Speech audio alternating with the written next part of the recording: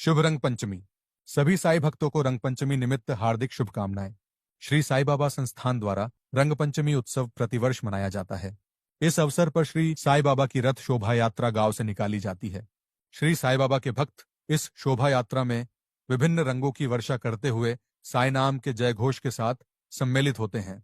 इस रंग पंचमी के पावन पर्व पर श्री साईनाथ के आशीर्वाद सभी साई भक्तों को मिले, ये श्री साई बाबा संस्थान ट्रस्ट शिरडी द्वारा श्री साई चरणों में प्रार्थना।